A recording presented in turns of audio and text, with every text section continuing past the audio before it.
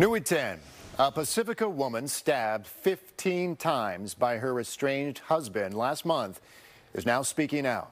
KTVU's Sal Castaneda spoke to her about the incident and the warning she has for other women.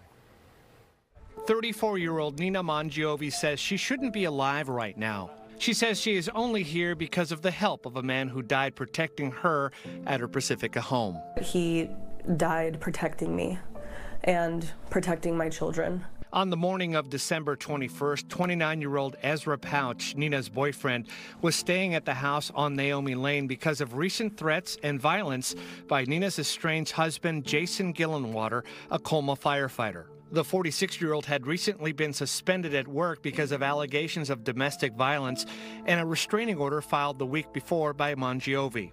Nina and Ezra were on alert, knowing Gillenwater was likely to return anyway. The day before had broken into the house to try to confront me, and luckily Ezra was there. On the morning of the stabbing, Nina says she was getting her daughters ready for school when Gillenwater broke in through an upstairs window after climbing on the roof. I screamed for Ezra and ran down my stairs and into my driveway, thinking that if I was outside and I made enough noise, that he wouldn't attack me, but I was wrong. And he held the knife to my neck, and Ezra ran outside with a baseball bat. Nina says Jason Gillenwater brutally attacked her, stabbing her 15 times with a large knife.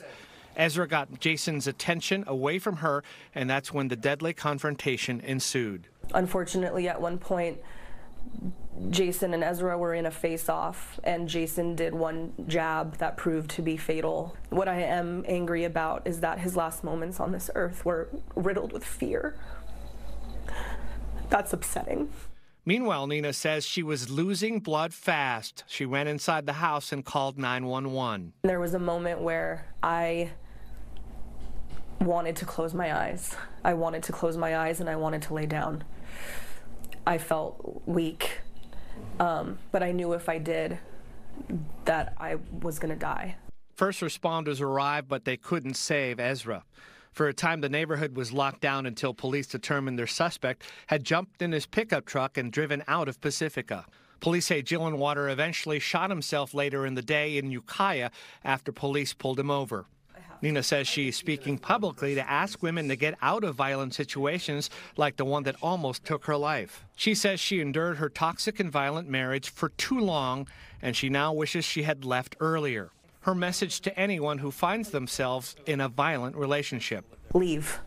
Even if you have to go to a shelter, even if you don't have money, there are resources, and you get out. Because I'm an average person.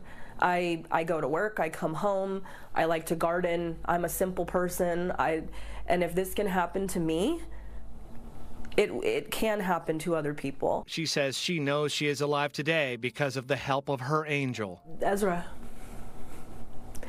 I believe he came into my life to free me, because I'm free now, because Jason ended up taking his own life.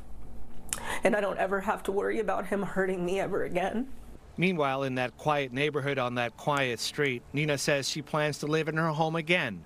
She says she wants to make new memories in that house and will honor Ezra's memory by going on with her life and raising her two daughters.